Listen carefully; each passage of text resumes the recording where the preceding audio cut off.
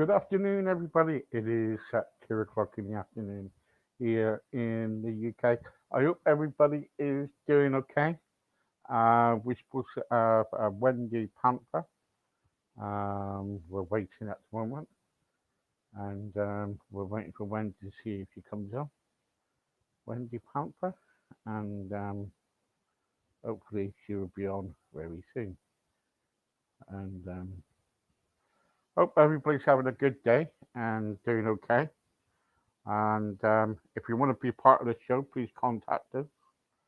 And we would love for you to be on. And yeah, be really good to have you. Don't forget, guys, it's free of charge. You don't have to pay a single thing. So please come and join us. Yeah. So I'll just make a call for a minute.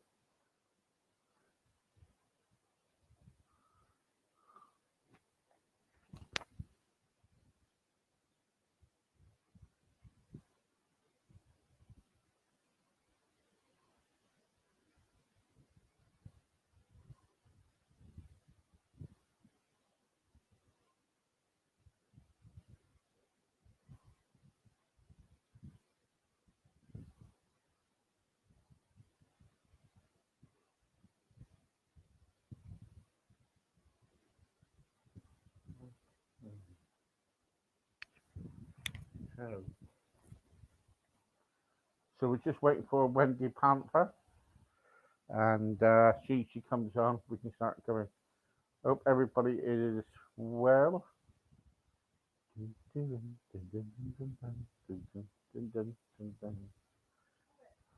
What? Just waiting.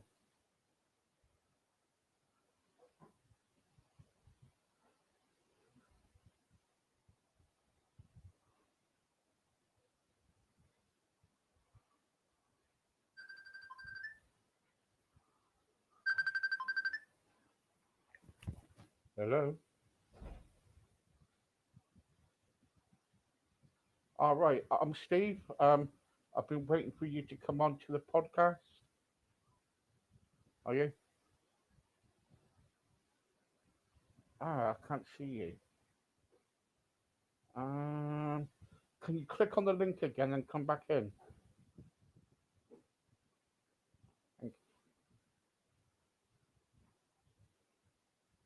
All right.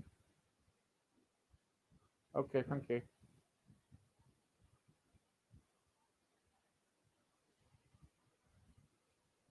Okay. Thank you.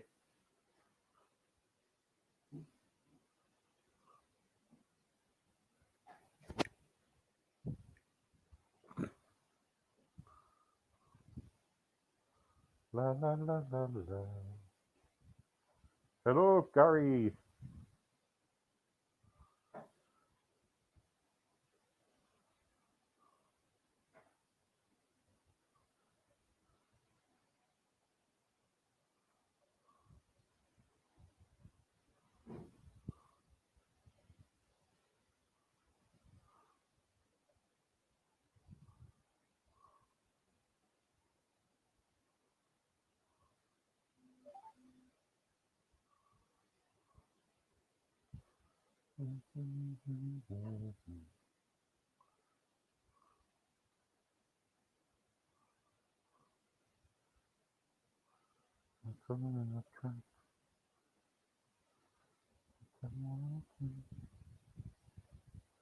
Hello, everybody. Just waiting at the moment.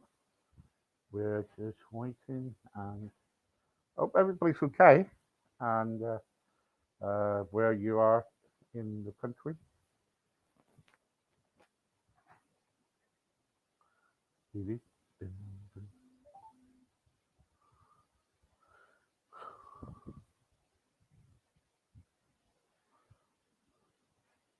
Gary, Gary. So, how long have you had your takeaway now in Blackpool?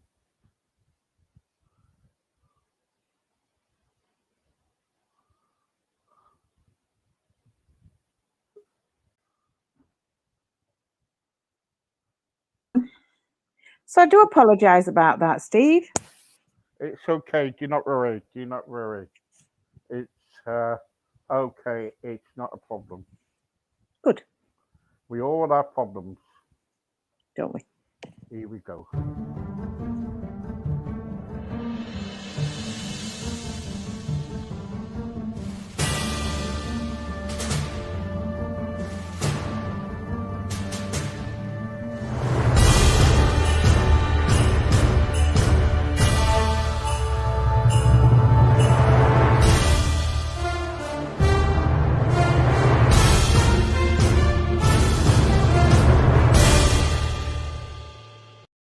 Good afternoon, everybody. It is 2 o'clock here in the West Country. And if you're listening on radio, welcome. And if you're listening on podcast, welcome too. Don't forget, guys, we have another forward today. So please keep listening. And if you're on the radio, make sure that you send your messages through and we will answer them. Okay, guys. Thank you very much. Okay, so hello, Wendy. How are you? Hello, Steve. I'm good, thank you. And tell us about yourself. Well, I am an ex-nurse, and I saw your advert for wanting somebody to come on in relation to talking about different aspects of mental health and well-being, and so I thought, well, here I am. I actually now practice a thing called shadow alchemy, where I help people to sort out the upsets and unwanted emotions and repressed emotions and repressed thoughts, feelings and stuff that they refer to as being in the shadow, to enable them to find, and also to enable them to find the gold in the shadow, all the good stuff that we've repressed, the kind of thing that when you were young and you were happy and joyful and somebody told you to shut up because at that time they were just feeling upset and you took it on board yourself. So it's all of that comes together nicely to enable people to become more of who they actually are. Okay, who do you think we are? Who do I think we are? Yeah. I personally think that we're a soul embodied in the human form, come down here to experience life on Earth. Right. Okay. Good. Good. So are you a Christian? Do you have beliefs? I have beliefs, and many moons ago I was, I'm christened into the Christian faith, and I also was confirmed when I was in my 30s. But since then, I've done an exploration of spirituality and other things spiritual, and now I would say I have a much more broader view that it's not one particular religion or one particular thing, but I do have a spiritual philosophy that I live by. Good. Good. So what started you off doing this then? What made you start doing what you're doing? It came via the alternative health field, in that when I was a nurse, I'd discovered, I think, that the notion of holistic medicine and the notion that we create our own illnesses as within us. Not that we sit there and think, oh, I want to be ill today, but that our body listens into all our thoughts, all our feelings, all our emotions, and as it does that, it creates. So it's the kind of thing I always think of when we used to have a chap, that when I was a manager in a nursing home, and I used to have a chap who used to say, I can't get my breath, and whenever he went off sick, guess what he went off sick with? So and it was with his chest because he couldn't breathe. And it's the type of thing that our unconscious is listening to us all the time, and our body is an absolute miracle and is able to create and do and respond accordingly. And so that's why it's about raising awareness of what you're thinking, of how what you're thinking comes about, and then it helps you to raise your own vibration. And I am one of those people who is very, very, very, very, very rarely ill. And when I am, I can usually associate it with an emotional event that's happened either just before or just prior to it, that would be the response that my body then goes into, that has a result that does for me. Right. Okay. So let's talk a bit about your nursing because I'm a nurse too. I was qualified for a nurse, and I've worked in care homes and nursing homes, Hmm. and I've got my things about my own kind of different opinions about nursing homes and everything. I believe in kind of like high standard of care, and I mean high standard of care because everybody in life needs to have that, don't they? They do indeed.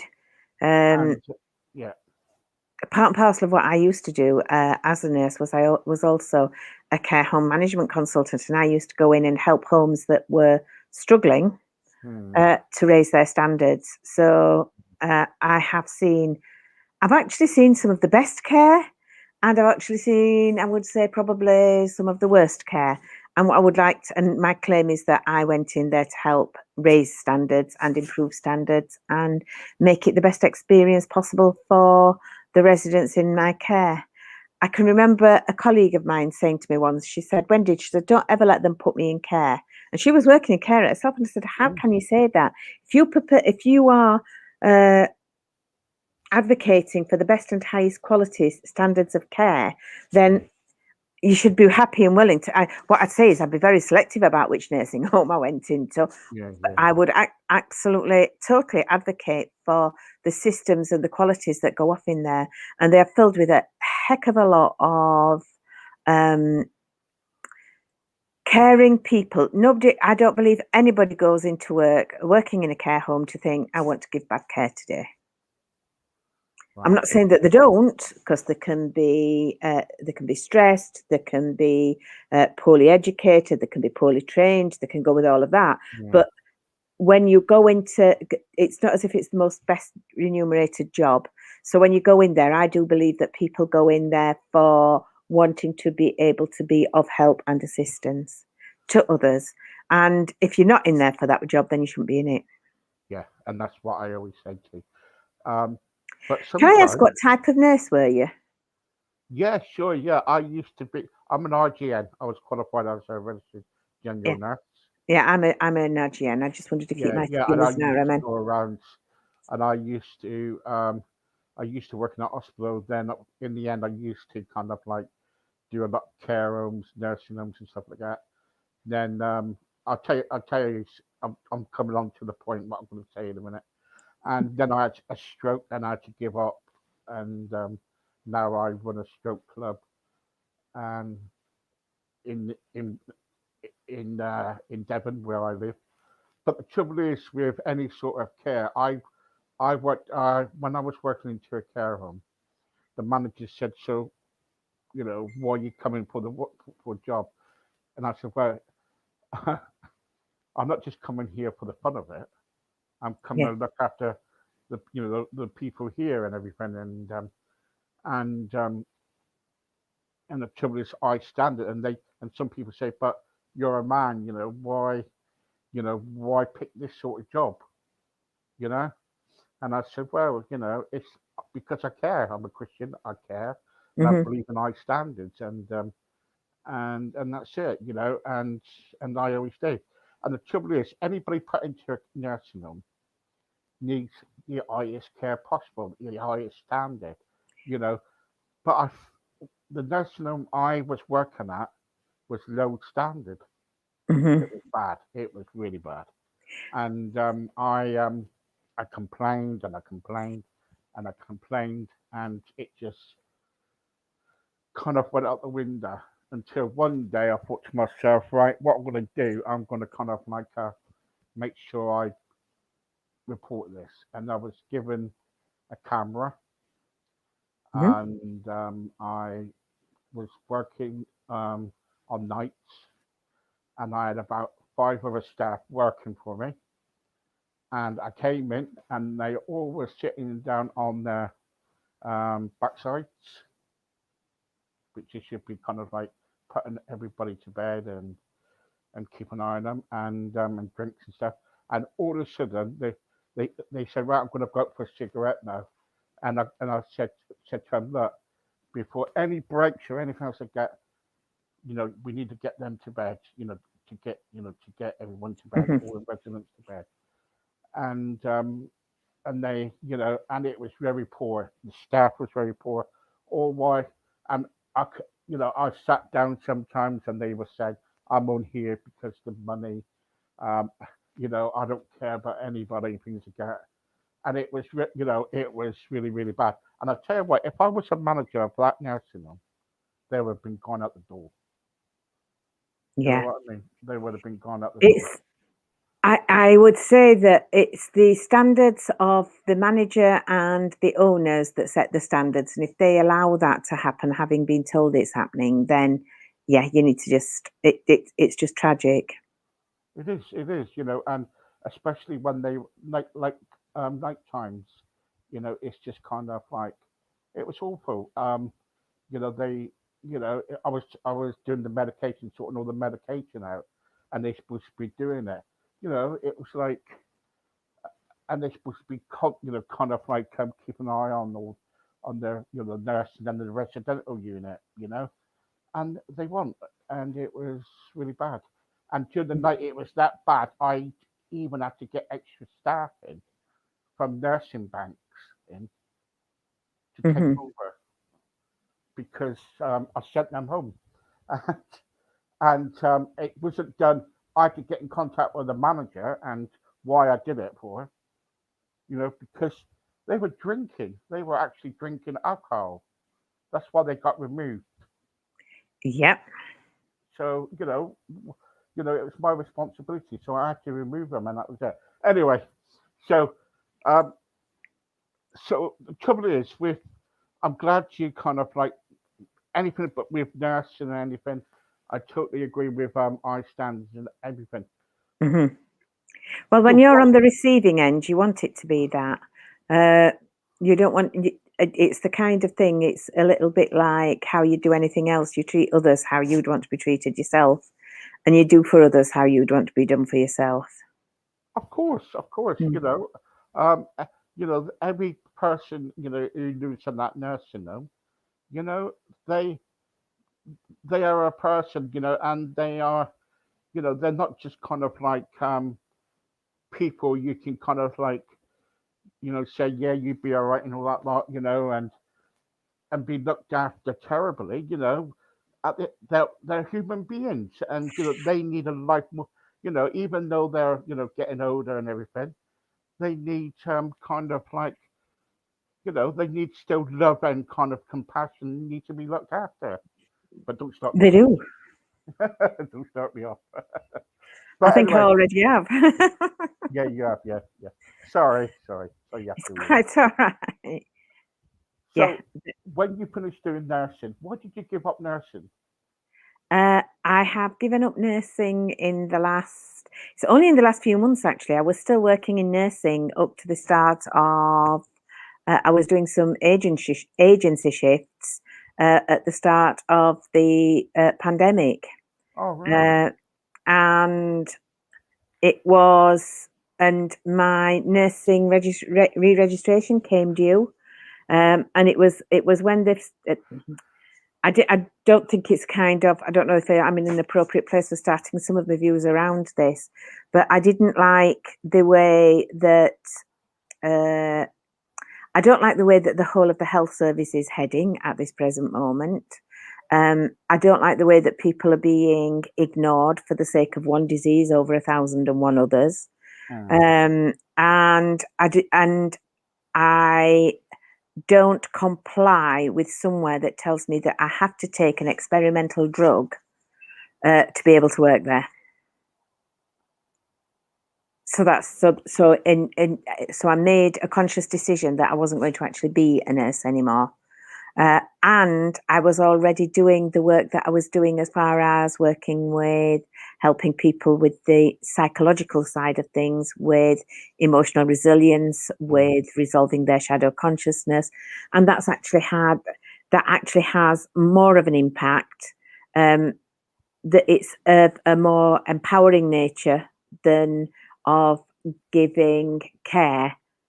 It's much more on a preventative nature. So it's like starting Yeah, at the yeah, yeah, beginning yeah. and helping people before they become ill and when they're first feeling the starts of their illness rather than when they're getting towards the end of the illness. And I mean, I've also been a midwife, and I absolutely love that, but then they closed the maternity unit that I was working on. So I've kind of done it from both ends of the scale, bringing new life Yeah, yeah, into the world and then seeing life out at the other end, as in when working in the nursing homes, because it's a bit like that search program that they used to have when it's talking about waiting for God, that it's usually the last residence. So when it is an incredibly stressful job, it's incredibly and it was that I was getting close to burnout, so it made sense not to be doing it anymore yeah. and to start looking. And the thing is, it was then that's when my philosophy changed, and it was about starting to look after me first. And then when I look after me, I have the energy, the capability, the joy, the love from an overflowing cup versus coming from when your cup's half empty and then you keep giving and you keep giving and you keep giving, and what happens is you have nothing left to give. So now you are you actually now working with people with mental health? Well, we've all got mental health to some Yeah, extent. I yeah. work with people. I actually work with people who are. I call myself a spiritual coach. I call myself a relationships coach and an emotional mentor. So I actually deal with the emotional side of aspects. So, for example, and part and parcel of what I do is when, just as an example, I work with my twin sister, and we have helped people who, for example, are going through the traumas of a recent marriage split up, where they'd been experiencing, interesting looking at you, stop bullying, when they'd been in a physically abusive relationship, where there were then issues with relating with their ex-partner because there were children involved, and they found it incredibly difficult, say, to have to go to court, to have to deal with all of those things because of the way that it triggered their emotions and got them Mhm. into. So when you talk about mental health, yes, it does relate totally to the mental health, but it's about emotional health more so than it's not about mental illness, if that makes sense. So if your clients come to you and they said, right, Wendy, me and my wife is going for a breakdown, say, Hmm. sorry, break up. What advice do you give them?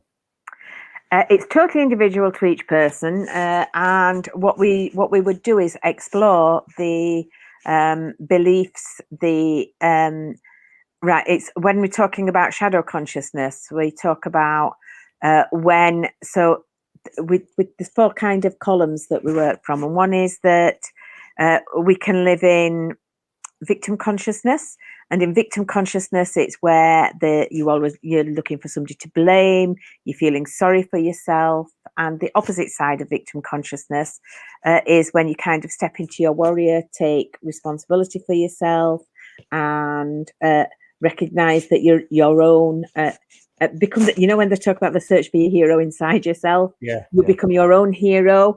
And when you're that, you're not reliant on others, and it helps you then. And if you make decisions, there is. Linda and I were looking at the research the other day. People that make decisions from a victim mentality don't tend to make good decisions.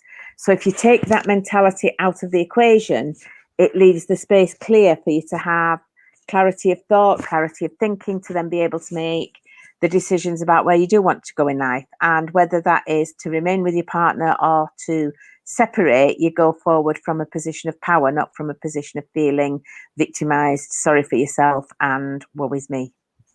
Okay. How about people with emotional problems? We all have emotional problems, don't we? Don't we, Justin? There's a lot more of them going to be about now, especially after lockdowns and about the Yeah, yeah. isolation and everything that people have felt. And again, it is about recognizing that our emotional stability is when we used to do, Linda and I used to, right through the first lockdown and right up until and as and when up to about 3 months ago, Linda and I used to do, no, it's longer than 3 months now because we're in October, 6 months ago. Time flies, doesn't it?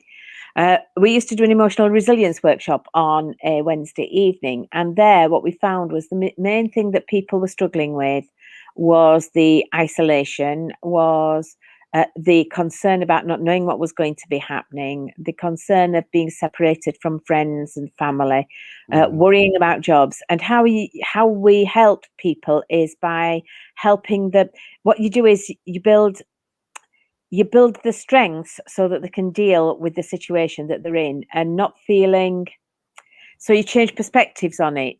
You release the negative emotions that are hanging around it, and again, it clears then the way for alignment. And you ask, and you focus then on what do you want, because it is. We're a great. Well, I'm a great believer in. We create a lot of what happens around us because of the perceptions that we have. No, I don't know if in psychological terms you've heard of kind of the self-fulfilling prophecy. Yeah, yeah, So it's kind of what you expect is what you get. So yeah. it's about becoming aware of what you're expecting. And a lot of what we expect isn't on a conscious level. It's actually out of our conscious awareness. And a lot of that comes from out of our conscious awareness comes from childhood patterns, beliefs that we absorbed when we were children, when we didn't have the cognitive filters that can say, is this true? Isn't it true? So literally from the years from 0 to 7 years old, as we're in that environment. So it's often we'd do the kind of things where we'd go, so what beliefs did you get from your mother? What beliefs do you get from your father? And as you explore those and bring them up to conscious awareness, you're then at a point of decision making, because if they're out of your conscious awareness, it is that they're automatic and you don't have a choice at that point. The decision's been made way back when. So it's about bringing things up till now so that the decision can be in the now. It's like at that pause point between when you notice something and then you think, what is this? Where is this? Where's it from? And you can stop, take a deep breath, because that taking a deep breath actually helps you to reset your vagus nerve. So you kind of get into that deep breath, and then you're then coming from a position of choice, not a position of automatic conditioning. Brilliant, really good. And do you have anything going online at the moment? We have a Facebook page where people can come and join us, and the Facebook page is called the Lazarus Group. And we're thrilled actually because we've got over 1,000 followers, which shows that we've got a nice build up. Yeah, which means that, and I will be kind of sharing this with them if that's okay by you when we've finished. Thank you so much. To show people what. Just to share good practice and to build from it. But what it does is that's a point where we share all our philosophies. It's a point where we share different things. It's a point where we'll come on and do lives and discuss particular topics. We did a presentation recently about what's in relationships is called the drama triangle, where you have the victim, perpetrator, and rescuer.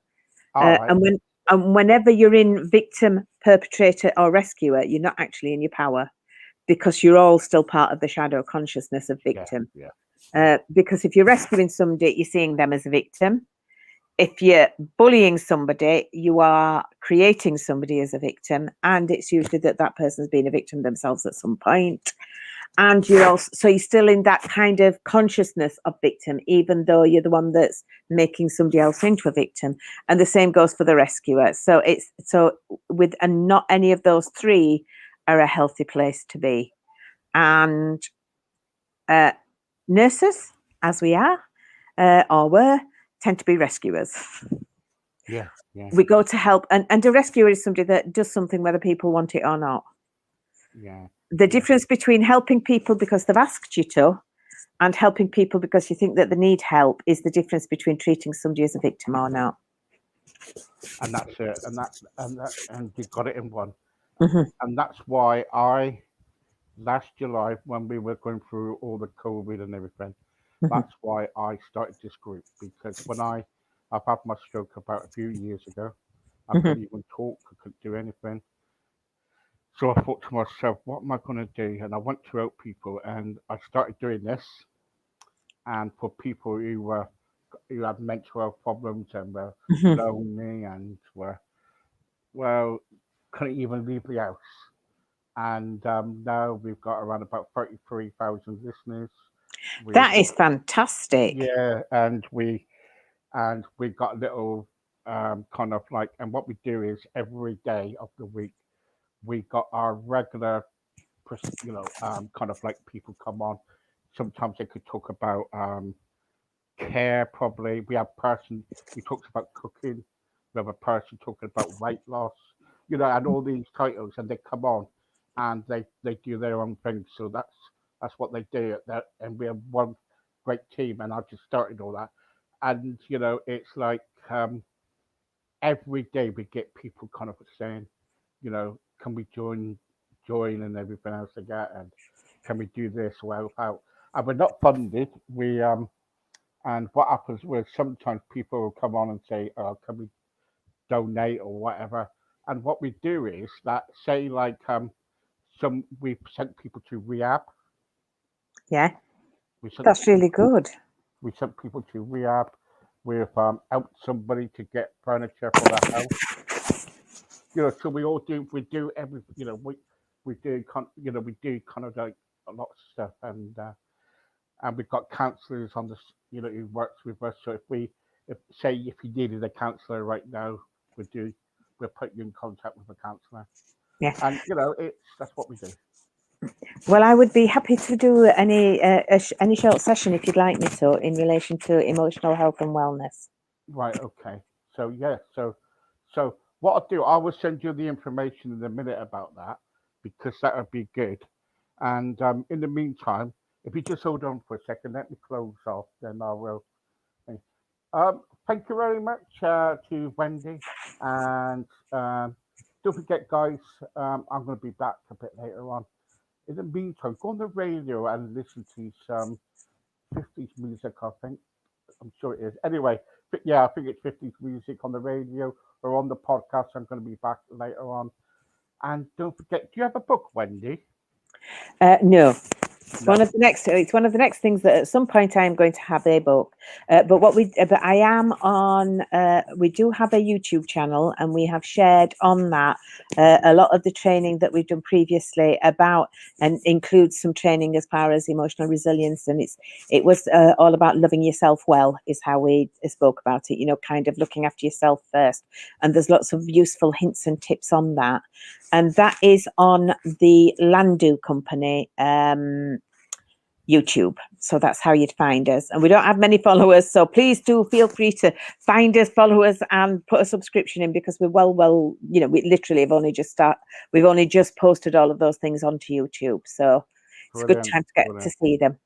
And Brilliant. there are Really, quite a few on there. So, and I hope you don't mind swearing. really, really good. And don't forget, guys, please join and support.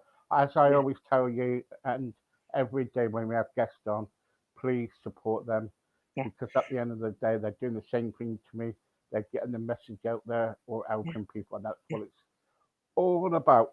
So I'm off, and Right, thank until you. later on, I'll see everybody later on, and take care in the meantime. Thank you.